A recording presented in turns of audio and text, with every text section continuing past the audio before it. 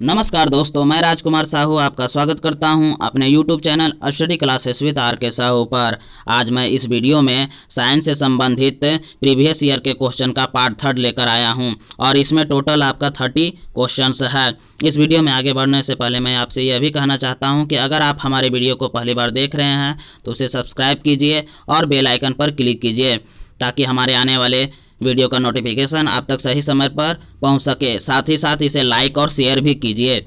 चलिए इस वीडियो में आगे बढ़ते हैं। आज का पहला प्रश्न है आपका, प्रत्यावर्ती धारा की माप किस यंत्र से की जाती है? तो प्रत्यावर्ती धारा की माप आपका अमीटर से की जाती है। चलिए अगला प्रश्न देखते हैं, प्रकाश तरंगों के किस गुण से उनके अनुप्रस्थ होने का प्रमाण मिलता है? तो आपका ध्रुवन के कारण, ध्रुवन से।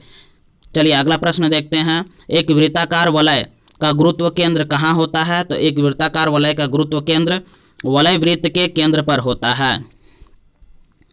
चलिए अगला प्रश्न देखते हैं, मानव रक्त का पीएच मान कितना होता है? तो मानव रक्त का पीएच मान 7.4 होता है। अगला प्रश्न देखते हैं, खनिज संरचना की दृष्टि से हीरा क्या होता है? तो खनिज संरचना की दृष्टि से हीरा एक कार्बन है। चलिए अगला प्रश्न देखते हैं, ग्रहों की गति का सिद्धांत किसने प्रतिपादित किया था? तो ग्रहों की गति का सिद्धांत केपलर ने प्रतिपादित किया था। हाइड्रोजन बम किस सिद्धांत पर कार्य करता है? तो हाइड्रोजन बम नाभिकीय संलयन के सिद्धांत पर कार्य करता है। चलिए अगला प्रश्न देखते हैं, प्रोटॉन की खोज किसने किया था? तो प्रोटॉन की खोज गोल्डस्टीन ने 1911 ईस्वी में किया था। चलिए अगला प्रश्न देखते हैं, कौन सा पदार्थ पृथ्वी पर तीनों अवस्थाओं में पाया जाता है? तो पानी आपका पदार्थ के तीनों अवस्थाओं में पाया जाता है, ठोस, द्रव और गैस। चलिए अगला प्रश्न देखते हैं, हीरे के संबंध में कैरेट क्या होता है? तो हीरे के संबंध में कैरेट आपका हीरे के भार का मात्रक होता है, unit of weight of diamond. चलिए अगला प्रश्न देखते हैं, गैल्वेनीकृत लोहे पर किसका लेप होता है? तो गैल्वेनीकृत लोहे पर जिंक का लेप होता है। अगला प्रश्न देखते हैं, भारत में 28 फरवरी को विज्ञान दिवस किस उपलक्ष्य में मनाया जाता है? तो आपका सीवी रमन द्वारा रमन प्रभाव की खोज करने के दिन के उपलक्ष्य पर 28 फरवरी को विज्ञान दिवस के रूप में मनाया जाता है। इसमें आपका सीवी रमन जो है आपका रमन प्रभाव की रमन प्रभाव जो रमन इफेक्ट है उसके खोज किए थे, इस कारण से 28 फरवरी को विज्ञान दिवस के रूप में मनाया जाता है। चलिए अगला प्रश्न देखते हैं, 7 नवंबर 1888 ईस्वी में भारत के किस महान वैज्ञानिक का जन्मदिन था? तो सीवी रमन का जन्मदिन था। चलिए अगला प्रश्न देखते हैं, आयोडीन युक्त नमक का प्रयोग किस बीमारी के रोकथाम के लिए किया जाता है? तो घेंघा रोग के लिए किया जाता है, जिसको हम गलगंड भी बोलते हैं। चलिए अगला प्रश्न देखते हैं, विद्युत मोटर का क्या कार्य है? तो विद्युत मोटर का कार्य है विद्युत ऊर्जा का यांत्रिक ऊर्जा में रूपांतरण करना। चलिए अगला प्रश्न देखते हैं, पृथ्वी का औसत घनत्व क्या है? तो पृथ्वी का औसत घनत्व 5.5 ग्राम घन सेंटीमीटर है। चलिए अगला प्रश्न देखते हैं, सूर्य सदैव पूर्व में निकलता है, क्यों? क्योंकि आपका पृथ्वी जो है पश्चिम से पूरब की ओर घूमता है, इस कारण से सूर्य हमेशा पूर्व में निकलता है। चलिए अगला प्रश्न देखते हैं, पौधों में वाष्पोत्सर्जन दर के निर्धारण के लिए किस यंत्र का उपयोग किया जाता है? तो पोटोमीटर का उपयोग किया जाता है, पोटोमीटर का उपयोग किया जाता है। चलिए अगला प्रश्न देखते हैं, रेड लेड का रासायनिक सूत्र क्या है? तो Pb3O4, Pb3O4।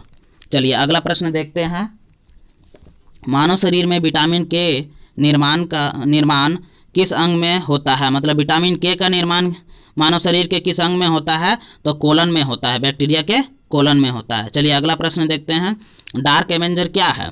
तो डार्क एवेंजर एक प्रकार का कंप्यूटर वायरस है। क्या है? तो एक प्रकार का कंप्यूटर वायरस है। चलिए अगला प्रश्न देखते हैं, फाइकोलॉजी के तहत विज्ञान की किस शाखा का अध्ययन किया जाता है? तो फाइकोलॉजी के तहत विज्ञान के शैवाल का अध्ययन किया जाता है। चलिए अगला प्रश्न देखते हैं, किस विटामिन में कोबाल्ट पाया जाता है? तो विटामिन B12 में कोबाल्ट पाया जाता है, विटामिन B12 में कोबाल्ट पाया जाता है। चलिए अगला प्रश्न देखते हैं, मेनिंजाइटिस रोग, जिसको हम तंत्रिका शोथ भी बोलते हैं, नामक रोग में शरीर का कौन सा अंग प्रभावित होता है? तो मस्तिष्क प्रभावित होता है। चलिए अगला प्रश्न देखते हैं, मानव शरीर में रक्त का थक्का नहीं बनने का प्रमुख कारण क्या है? तो मानव शरीर में रक्त का थक्का नहीं बनने का प्रमुख कारण है हिपेरिन की उपस्थिति। चलिए अगला प्रश्न देखते हैं। चाय बनाने के लिए विद्युत द्वारा केतली में पानी किस विधि द्वारा गर्म किया जाता है? तो सम्मोहन विधि द्वारा गर्म किया जाता है, या कहिए कन्वेक्शन विधि द्वारा। चलिए अगला प्रश्न देखते हैं। वृद्धों के चिकित्सा शास्त्रीय अध्ययन को क्या कहा जाता है? तो इसे गैरियाट्रिक्स कहा जाता है। मेडिकल स्टडी को गैरियाट्रिक्स कहा जाता है। चलिए अगला प्रश्न देखते हैं। हाइपोग्लाइसेमिया नामक रोग रक्त में किसकी कमी के कारण होता है? तो ग्लूकोज की कमी के कारण हाइपोग्लाइसेमिया नामक रोग होता है। चलिए अगला प्रश्न देखते हैं। HTLV3 नामक वायरस से कौन सा रोग फैलता है? तो HTLV3 नामक वायरस से एड्स बीमारी फैलता है। एड्स का फुल फॉर्म क्या होता है? तो एक्वायर्ड इम्यूनो डिफिशियंसी सिंड्रोम होता है। चलिए अगला प्रश्न देखते हैं। मानव शरीर में सबसे छोटी ग्रंथि कौन सा है? तो मानव शरीर में सबसे छोटी ग्रंथि पिट्यूटरी ग्लैंड है। इस वीडियो में बस इतना ही। अगर हमारा वीडियो आपको पसंद आ रहा है तो इसे लाइक कीजिए और शेयर कीजिए, और अगर आप हमारे वीडियो को सब्सक्राइब नहीं किए हैं तो उसे सब्सक्राइब भी कीजिए और बेल आइकन पर क्लिक कीजिए, ताकि हमारे आने वाले वीडियो का नोटिफिकेशन आप तक पहुंच सके।